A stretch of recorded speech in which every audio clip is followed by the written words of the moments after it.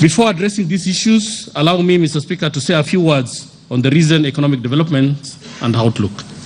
Mr. Speaker, our economy continues to be resilient in the midst of significant global and domestic headwinds.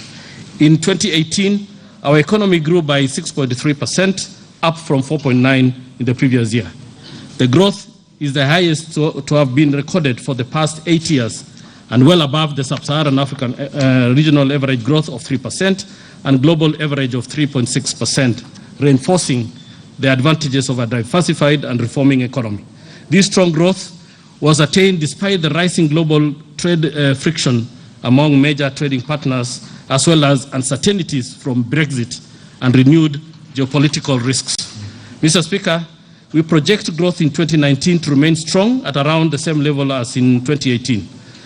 While there are risks associated with delayed long rains, which may impact negatively on agriculture, we expect such risks to be offset by continued strong performance in non-agricultural activities such as tourism and construction. Over the medium term, we expect growth of over 7% as programmed activities under the Big Four agenda gain traction. Mr. Speaker, the risks to this outlook include an escalation of global trade relations tension, a rise in oil prices, and weather-related shocks. Should these risks materialize, Kenya's growth forecast could be constrained. However, the government will take appropriate measures to mitigate any negative impact on growth.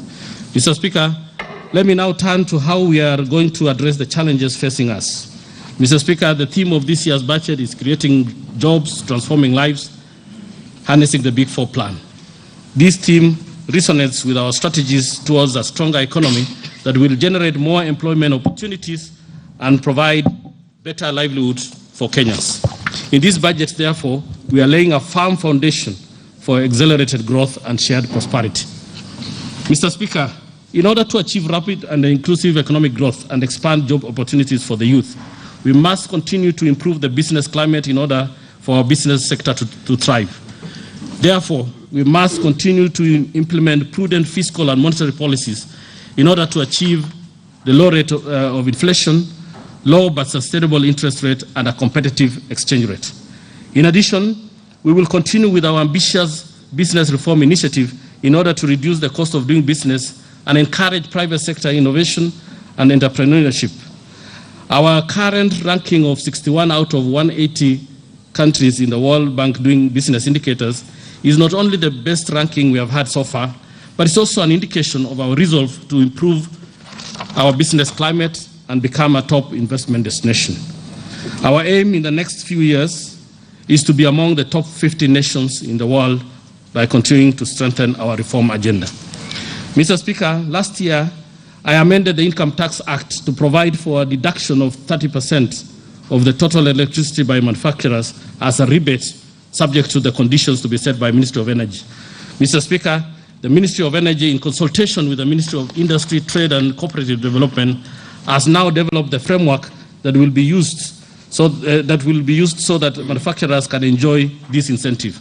We expect these incentives to reduce the cost of electricity to manufacturers by about 20% and to make our products competitive in the region. And this should spur economic growth and create employment for our youth.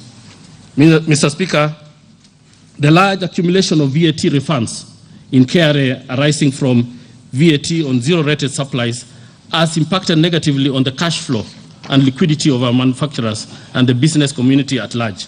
In order to fast-track the return of these funds to the rightful owners, I have constituted a team at the National Treasury to quickly validate the outstanding refunds with a view to clear them within the next 2 months.